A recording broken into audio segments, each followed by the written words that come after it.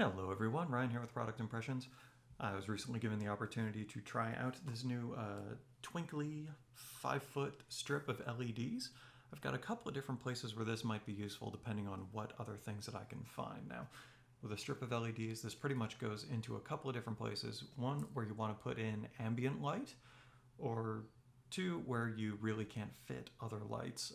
I have an entryway where there's a bookshelf right next to it. There's a light switch there which controls a power outlet, so you can have a light attached to it. But with the bookshelf there, there's no room to put in a normal light. Above the bookshelf, like between the bookshelf and the ceiling, there isn't even enough room for a normal light bulb. So I thought this might be a good place to go in there. Depending on what else I find, I'm gonna do a little search for some motion control sensors, and see if I can string this up to use in the bathroom as a nightlight. I've had some battery powered little lights that just kind of magnetically attach underneath cabinets and things like that. I put a couple of those in there. They work nicely, but they've been there for a couple of years. The batteries are starting to die. The connection in one of them makes it hard to charge. So if I can figure out a way to connect this to power and a motion control sensor to get it to turn on, this might become a bathroom light. We'll see. So yeah, let's pop this thing open and see what you get with their starter kit. All right, here's the packaging on this Twinkly 5-foot strip of LEDs, a little starter kit thing. Looks like the app has a lot of different controls as far as what colors and what patterns and all of that. So it should be interesting to see what kind of colors or effects we can get with this. With my usage, I'm probably just going to put it on kind of a white or, off-white warm appearance. But yeah, we'll see what I can do. What you actually get in the box. All right, we've got a little Twinkly thank you card. Yes, thank you. We hope that it works wonderfully for you. Stickers for no apparent reason. Here is the LED strip itself, which is actually stuck. It's got cardboard holding it in there, so I can't really get it out without ripping it all apart. So we're going to give that a minute. Looks like this is a power plug, which goes to that to connect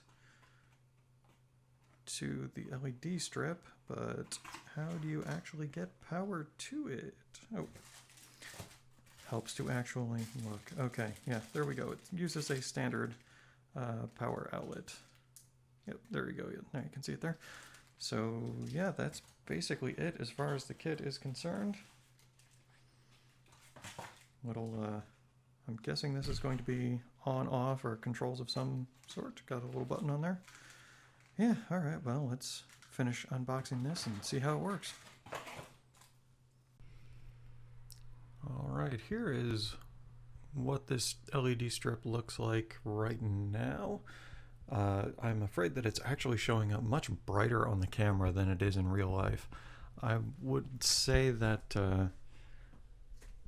the brightness of this is about equivalent to a nightlight. It is a fairly dim strip of LEDs.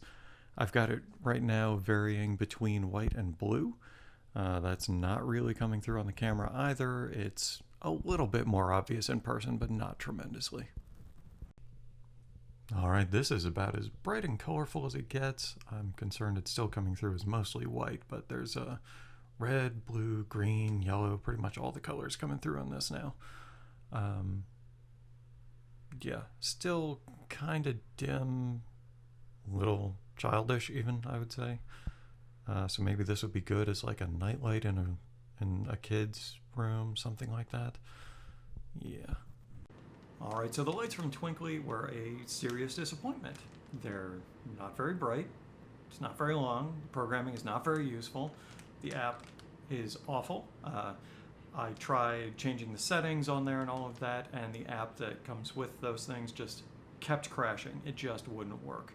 I was able to go through a couple of different light patterns as I just showed, but they weren't great. in theory, there are fancy things that you can do if you have long strings, like covering a wall and making a pattern on the wall, you know, not just up and down the string of lights, but horizontally across rows, things like that. I have to assume that works. It's not long enough for me to test, and the app just was never stable. One example of that is it said that it wanted to do a firmware update, and every time I tried to do it, it would crash. So yeah, I don't know, maybe it will work in the future. By and large, I would say avoid those things, don't buy them, especially for the retail price of $100.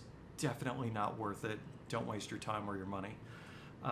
If you're interested in seeing more going further, I do still want to replace the cheap motion sensor lights that are failing that I use in the bathroom. So in order to do that, I have a battery bank that I put together. Basically, I had an old laptop. Everything about it was failing, but the battery was still okay. So I cracked it open, took out the little battery cells, and put them into a separate case. I can show you that in a moment. But I plan on putting that, I believe the case was about $10, connecting it to, this here is a motion sensor that connects by USB, and an LED light strip. Has all these colors, supposed to move with music and things like that. I'm just going to try and put it on kind of a warm light. We're going to just put this into the bathroom and see if we can make a motion sensor light that works with, you know, 15, just rounding up even, $15, $15, $10, $40, as opposed to the 50. Oh, and I should, or the $100 for the Twinkly ones. And I should also say that one was 5 feet of lights, and this one is supposed to be close to 10 feet of lights. So twice as much, way more compatibility, ability to use it with a motion sensor like I wanted to in the first place. And yeah, so we're gonna put this together and see how it works. All right, so here, a quick and dirty setup. Waiting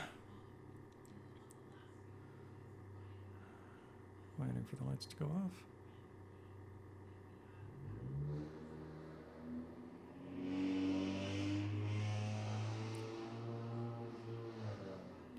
All right, here is a quick and dirty setup. We have the battery case over on the left-hand side. Apparently it caught my hand moving to try and point at it, but so yeah, battery case, motion sensor, LED strip. So yeah, this already I can tell works. It would be nice if these were a little bit closer together, but we'll see what we can do. All right, in case you don't recall, sorry if it's a little echoey, but I'm standing in the bathroom to film this because this is the lighting that I had set up initially. I can step out here and you see a light come on underneath the far set of drawers over there, and another one underneath the footstool, makeup area, makeup stand, whatever. A place to sit and do makeup in front of a mirror. So this is the light that I had initially. It works pretty well. You can see the lights turn off when there's no movement. And here we go, they're both back on again. Now, these lights have been in here for close to 2 years, and now they basically have to be charged every few days, which is really not what I want to be doing. So I decided to replace these lights, which just are held on magnetically, with the LED strip. So let me go ahead and turn these off, and then I will turn on the new LED strip.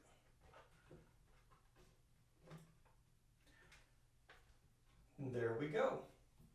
So the battery is just in a drawer here. You can close the drawer, it's completely out of the way. There's a motion sensor in the corner here. Let me gesture at it this way. So in the corner over here, there's a motion sensor. There we go. And every time it triggers, it comes on and you can see there's light coming out all the way around the entirety of the underneath the countertop. So I really like how this turned out.